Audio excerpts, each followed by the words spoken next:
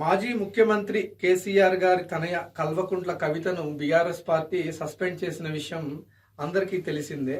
అంటే కేసీఆర్ గారు కవిత రాజకీయ వారసత్వాన్ని రద్దు చేసినందుకే ఆమె బీఆర్ఎస్ పార్టీ మీద తిరుగుబాటు చేసి ఈరోజు సస్పెండ్కు గురయ్యారు. అంటే సస్పెన్షన్ అనేది ఆమె మానసికంగా ఎప్పుడో బీఆర్ఎస్ని అంటే ఎప్పుడో సస్పెండ్ కంటే ఆమె వైదొలిగారు. ఒక రకంగా చెప్పాలంటే అక్కడ అంటే ఇంతవరకు కొనసాగటానికి గల కారణం ఏంటంటే అంటే ఆమె వైదొలగొచ్చు, కాకపోతే ఏంటంటే కేవలం ఆమె వైదొలిగితే ఏంటంటే అహంకారపూరితంగా బయటకు వచ్చింది అనే దానికన్నా ఇప్పుడు ఏంటంటే తండ్రే బయటికి పంపించాడన్న సింపతి కోసం వైదొలిగే వరకు అంటే వాళ్ళు తొలగించే వరకు ఎదురు చూస్తున్నారు.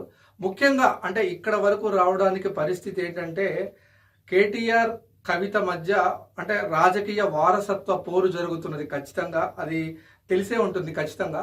ఎందుకంటే కేసీఆర్ గారు అంటే ఢిల్లీకి రాజైన తల్లికి కొడుకే అన్నట్లు అంటే ఎంత పెద్ద ముఖ్యమంత్రి అయినా ఇద్దరు బిడ్డలకి ఆయన తండ్రి. అంటే ఇక్కడ ఏంటంటే తల్లిదండ్రులు ఆస్తులు సంపాదించినప్పుడు ఖచ్చితంగా ఆస్తుల విషయంలో కావచ్చు, లేకపోతే అధికారం సంపాదించిన తర్వాత అధికారం విషయంలో కావచ్చు, ఖచ్చితంగా వాళ్ళిద్దరి మధ్య అంటే భేదాభిప్రాయాలు ఆ పోటీ తత్వంలో ఏమైందంటే ఇది చాలా తల్లిదండ్రులకు చాలా సున్నితమైన అంశము. తల్లిదండ్రులు ఖచ్చితంగా నలిగిపోతారు. ఇప్పుడు కేసీఆర్ గారి పాత్ర కూడా అటువంటిదే.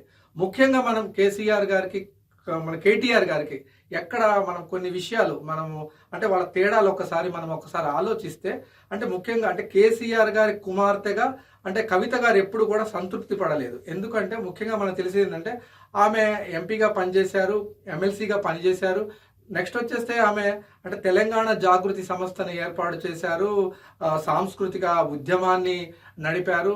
బతుకమ్మ అంటేనే కవిత, కవిత అంటే బతుకమ్మ అనేది ప్రపంచవ్యాప్తంగా ప్రసిద్ధిగాంచినటువంటి అలాంటి కార్యక్రమాల్లో ఎప్పుడు కూడా ఆమె చురుకుగా పాల్గొన్నారు. అదే కాకుండా కార్మిక సంఘాలతో ఐక్యమై కార్మిక సంఘాల్లో పనిచేస్తున్నారు. అంటే బీసీల హక్కుల కోసం పోరాటం చేసి అంటే బీసీలను ఆకట్టుకునే ప్రయత్నము చేశారు.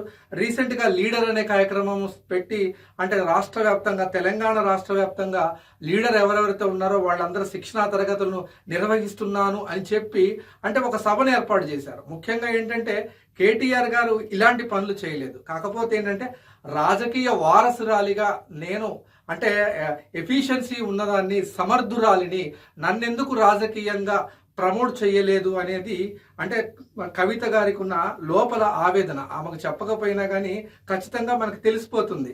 అంటే ఆమె రాజకీయ వారసత్వం కోసం ప్రయత్నించారు, అది కుదరలేదు. కాబట్టి ఆమె ఎక్కడైతే సంస్థాగత నిర్మాణం ఉందో దాన్ని మనం పరిశీలిస్తే మాత్రం క్లియర్గా తెలిసిపోతుంది.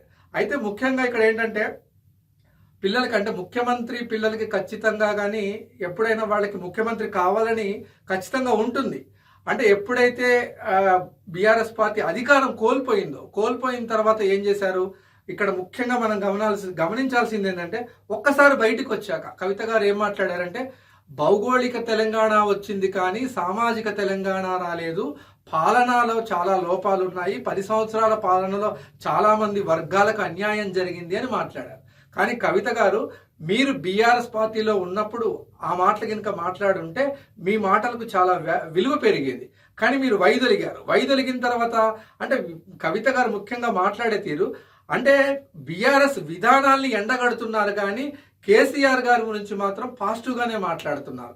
ఎందుకంటే ముఖ్యంగా రేపొద్దున ఆమె రాజకీయ స్టెప్ తీసుకోవాలి అనుకుంటే ఖచ్చితంగా కేసీఆర్ గారి ఫోటో పెట్టుకొని నేను ఆయన వారసురాలనే అంటే ఆయన ప్రకటించకపోయినా కానీ నేను ఆయన వారసురాలనే అని ఆమె ప్రజల్లోకి రావాల్సిన అవసరం ఉంది. ఎందుకంటే తెలంగాణ రాష్ట్రం సిద్ధించడంలో ఎక్కువ పాత్ర పోషించినటువంటి ఎక్కువ రోల్ కేసీఆర్ గారికి ఉంది. కాబట్టి తెలంగాణ ప్రజలకి ఓడిపోయినప్పటికీ అంటే రాజకీయ నాయకుడిగా ఆయన మీద ఉండే అంటే ఆరోపణలు అవన్నీ పక్కన పెడితే తెలంగాణ ఉద్యమకారుడిగా కేసీఆర్కు ఉన్న రెస్పెక్ట్ ఉంది.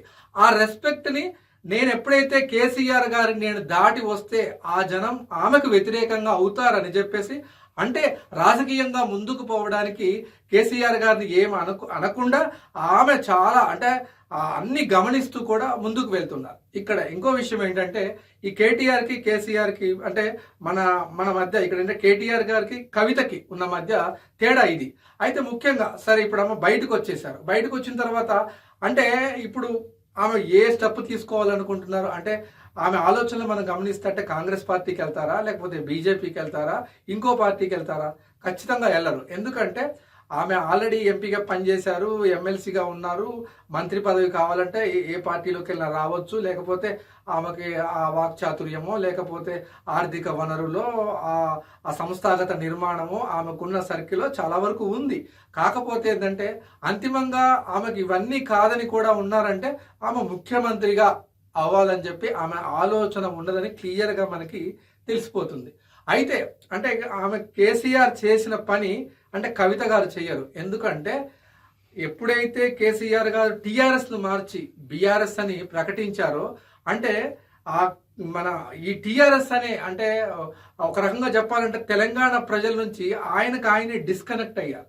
నిజంగా బీఆర్ఎస్ అని పేరు మార్చినప్పుడు అంటే బీఆర్ఎస్ అంటే కేంద్ర స్థాయిలోకి వెళ్ళిపోయినప్పుడు నిజంగా ఈరోజు కేసీఆర్ నిజంగా పశ్చాత్తాపడి ఉండొచ్చు. ఎందుకంటే అంటే ఆ ఓవర్ కాన్ఫిడెన్స్లో ఆయనకున్న నమ్మకం ఎక్కువైపోయో ఖచ్చితంగా అక్కడికి వెళ్ళారు. అదే తప్పు మళ్ళీ కవిత గారు ఖచ్చితంగా చేయరు. ఏదన్నా ఉందంటే అంటే వీళ్ళకి కేసీఆర్ గారు కానీ, కేటీఆర్ గారు కానీ, కవితకు కానీ పట్టు ఉన్నది అంటే తెలంగాణలో మాత్రమే. తెలంగాణ వాళ్ళ నాడి ఖచ్చితంగా కేసీఆర్ గారి కుటుంబానికి తెలిసినంతగా ఎవ్వరికీ తెలియదు. ఏదన్నా వాళ్ళు ఆ భాషతోనో భావంతోనో తెలంగాణ ప్రజల్ని మభ్యపెట్టినా లేకపోతే మమకారం చూపించినా వాళ్ళ రాజకీయ చతురత తెలంగాణలో తప్ప ఎక్కడా ఉండదని క్లియర్గా మనం తెలుసుకోవచ్చు. అంటే దీన్ని బట్టి చూస్తే ఏంటంటే ఆమె ఖచ్చితంగా తెలంగాణలో సొంత పార్టీ పెట్టి తీరుతారనేది మనకి క్లియర్గా తెలిసిపోతా ఉంది. అయితే ముఖ్యంగా ఓకే అక్కడ వరకు వదిలేద్దాం. నెక్స్ట్కి వస్తే మనం ఏంటంటే ఇప్పుడు కవిత గారు అంటే ఇప్పుడు ఆమె సరే ఓకే ఆమె జైలు జీవితాన్ని గడిపొచ్చారు. అంటే జైలు జీవితాన్ని గడిపి వచ్చాక లేకపోతే ఆమెలో అంటే ఆమె ఏమన్నా మానసికంగా లేకపోతే ఆమెకు ఒక వైరాగ్యం వచ్చిందా, లేకపోతే మార్పు వచ్చిందా? నిజంగా తెలంగాణ ప్రజలకు అంటే ఇక్కడ తెలంగాణ ప్రజలకి హ్యూమన్ డెవలప్మెంట్ కావాలి, అంటే మానవాభివృద్ధి కావాలి. ఇక్కడ అంటే 10 సంవత్సరాల్లో ఈ మానవాభివృద్ధి జరగలేదు. అంటే రోడ్లు వేసారా, బిల్డింగ్లు వేసారా, లేకపోతే కన్స్ట్రక్షన్స్ పెరిగినా, లేకపోతే ప్రాజెక్టులు కట్టారా, ఇవన్నీ పక్కన పెట్టేస్తే ఈరోజు 10 సంవత్సరాలు పరిపాలించిన కేసీఆర్ని పక్కన పెట్టడానికి కారణం ఏమిటి అనే ఆ అంశాలన్నీ కవిత గారు పరిశీలిస్తే సరిపోతుంది.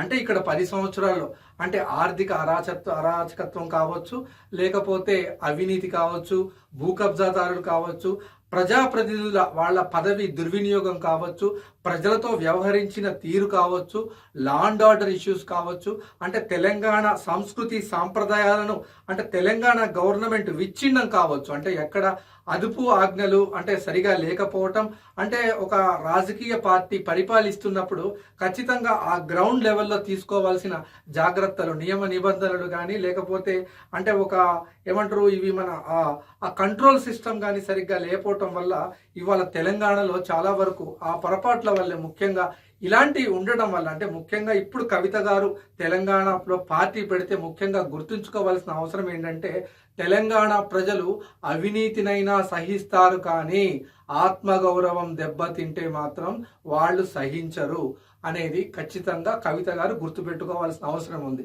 ముఖ్యంగా ఏంటంటే తెలంగాణ ప్రాంతంలో కొత్త రాజకీయ పార్టీలకి, కొత్త నాయకులకి, కొత్త నాయకత్వానికి ఎప్పుడూ అవకాశం ఉంటూనే ఉంది. ప్రజలు ఆదరిస్తూనే ఉన్నారు, ప్రజలు ఆశీర్వదిస్తూనే ఉన్నారు. ఖచ్చితంగా ఇవన్నీ గుర్తుపెట్టుకొని కేసీఆర్ గారిని ఎందుకు పక్కన పెట్టారు అని నిజంగా ఆమె మనసా వాచ తెలంగాణ ప్రజలకు రుణపడి ఖచ్చితంగా మీ కుటుంబం ఉండాలి. ఎందుకంటే ఎక్కడో ఉండాల్సిన మిమ్మల్ని తీసుకొచ్చి తెలంగాణ ప్రజలు నెత్తిన పెట్టుకున్నారు మిమ్మల్ని, కానీ మీరు ఆ రుణం తీర్చుకోలేకపోయారు. అంటే కేసీఆర్ వాళ్ళు కాలేదు కాబట్టి తర్వాత వచ్చే కవిత గారైనా నిజంగా అంటే ఆమెకి ఆర్థిక మూలాలు ఉన్నాయి, అంటే ఆమెకి ఆ శక్తి కూడా ఉంది. అంటే నేను చెప్పేది ఏంటంటే ప్రజా ప్రయోజనాలకు ఆమె ఉపయోగపడతారా, లేకపోతే ప్రజా ప్రయోజనాల కోసమే చేస్తున్నారా, అంతిమంగా తెలంగాణ ప్రజలు సుభిక్షంగా ఉండడం కోసం చేస్తున్నారా అనేది నేను మాట్లాడట్లేదు.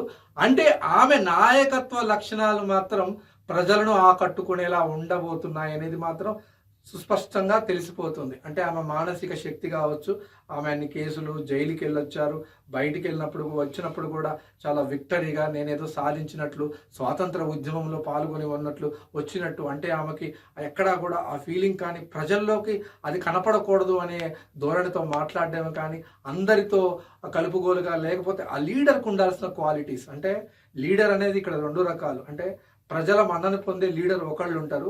వాళ్ళ ఓన్ రాజకీయ నాయకత్వంలో డెవలప్ అవ్వడానికి 2 రకాల లీడర్స్ ఉంటారు.